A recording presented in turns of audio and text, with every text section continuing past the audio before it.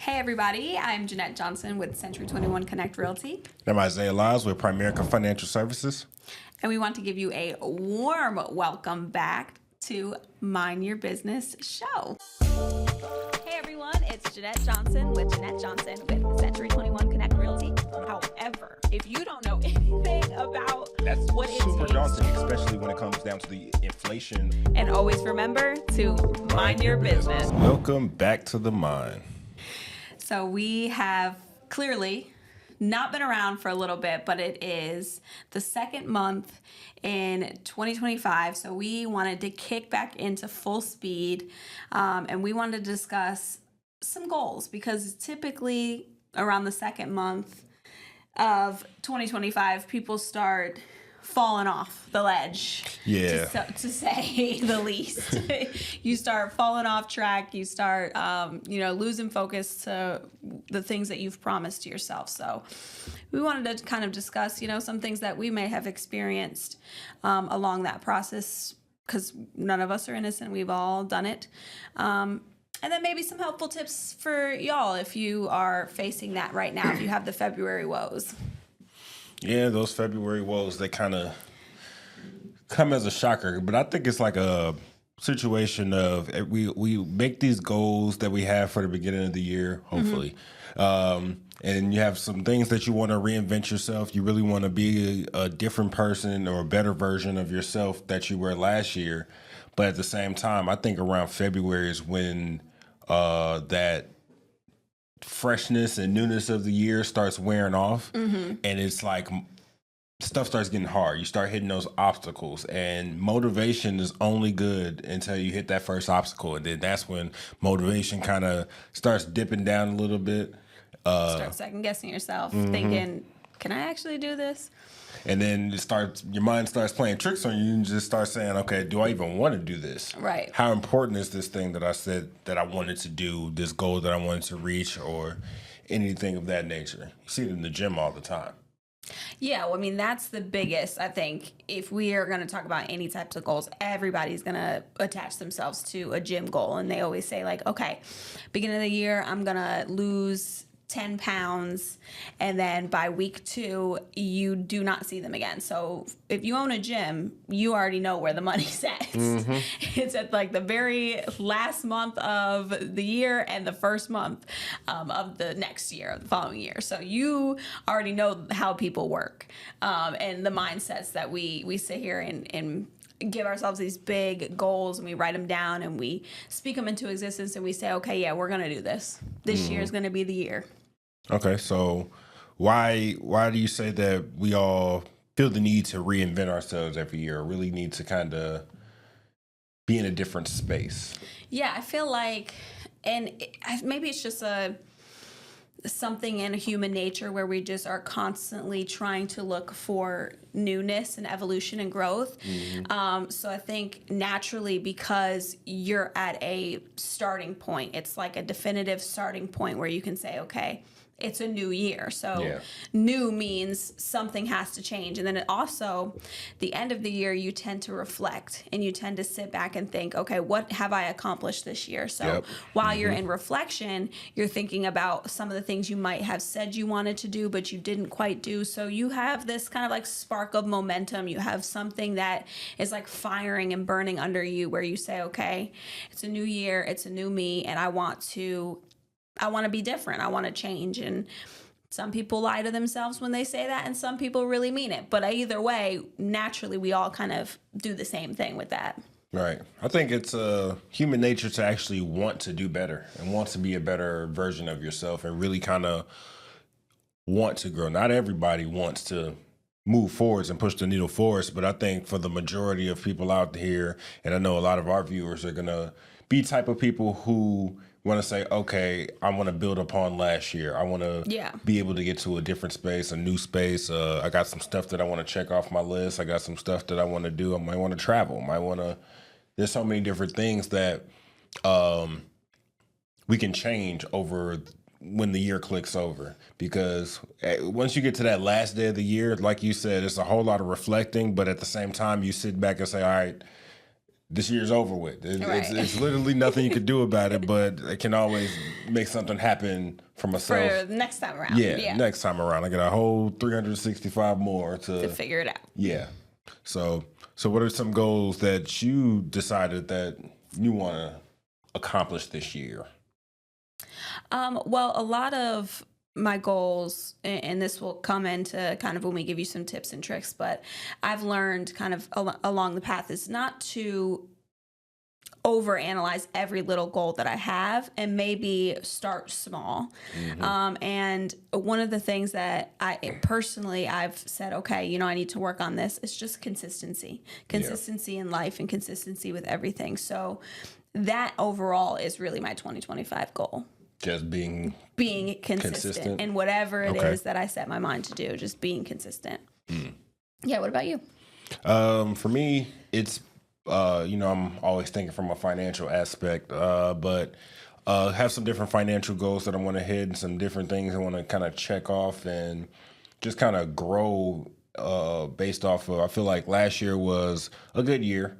But there's always room for improvement. There's always room to get to that next level and then do some other things, take some focuses on different aspects that I haven't like always have hunkered down on and paid attention to. Like, I know I want to get more involved with taxes, get more involved with credit. So I've been working towards it, but at the same time, I want to give it some more attention, some more focus. And yeah, I think it's that consistency thing too. But for me, it always kind of starts with a plan.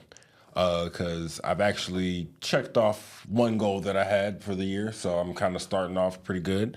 But as far as like just starting with a plan, I'm a planner, so it's like I have to like write down, see, and do action steps. So it's like if I make a goal, then I'm gonna have to sit down and say, all right, what are the things within this goal? Yeah. What if I check off this box, does this move me closer to the overarching goal? So I think I look at it as a whole, but never as a complete thing. It's just more of I know you got to get in the car, you got to start the car first, and then before you can drive to your destination, there's so many things that you have to do first that eventually means like, okay, I'm arriving. Yeah. That kind of leads me into, some of the tips I feel like we can really give each other to support each other's goals and continue and keep striving for, accomplishing your goals of the year.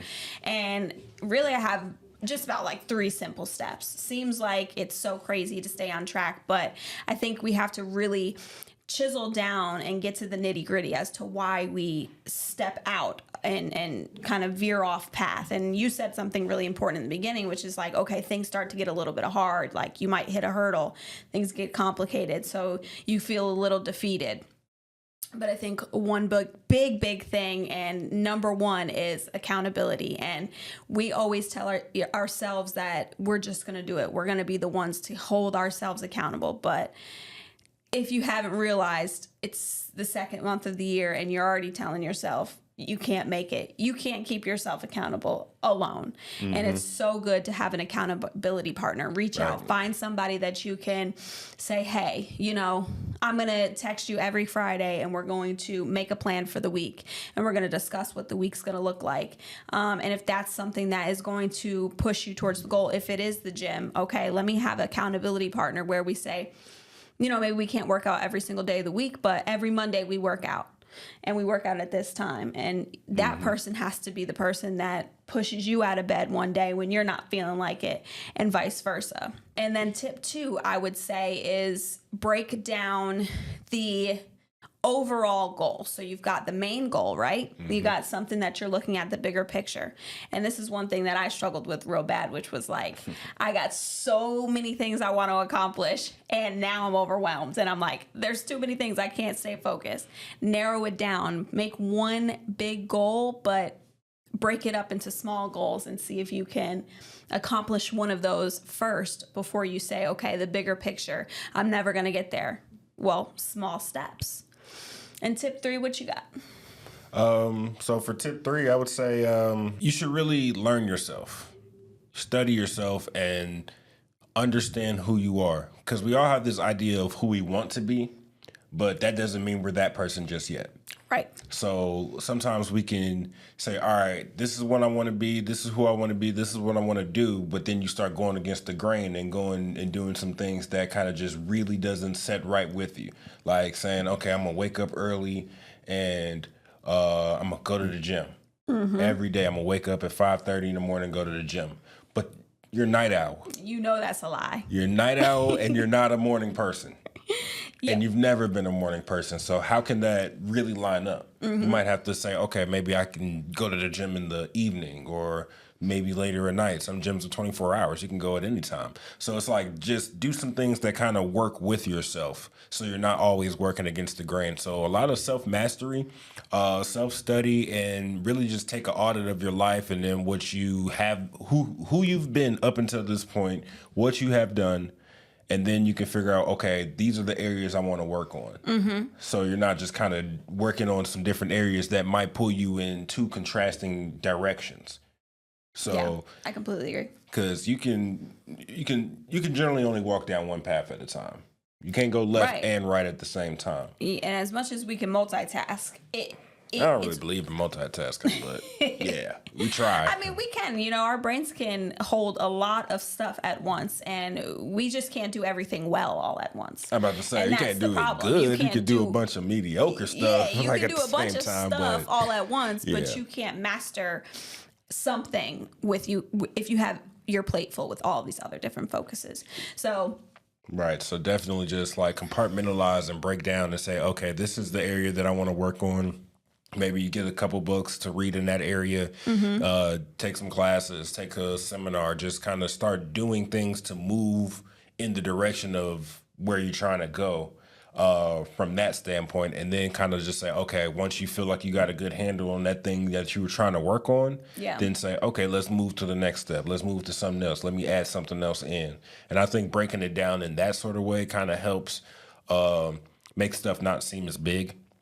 And not right, seem not as overwhelming. Yeah, because if you got, like you said, too much stuff on your plate and trying to do this, that, and the third, then you might end up with a situation of analysis paralysis. So you just kind of start thinking about everything, but never actually really And get you around can't to move, doing it. yeah. And that's, a big thing that I've always faced is just too many things at once causes me to shut down. So it's like, all right, stop overthinking everything. You can accomplish something small, and that can be a goal in itself. It doesn't Right. have to be like this big grandiose goal. A lot of us get caught into like, oh, well, what do you want to accomplish this year? And we think it has to be something huge. We think it has to be like life all at changing, once. altering. And it's like, no, it doesn't have to. It can be something so small as I want to read a book, just one book this year. Like, if you just don't read at all, and that seems like such a small goal to some, but that's huge for somebody who doesn't do doesn't that at all all. the time Yeah. and wants to, and has the desire to. So that's our tips for you to stay on track for the rest of this year. It's the second month of 2025. Don't get caught in the woes. Stay productive and stay focused. And we are really glad to be back with y'all. So please stay tuned for our upcoming episodes and subscribe, like, And don't forget to mind your business.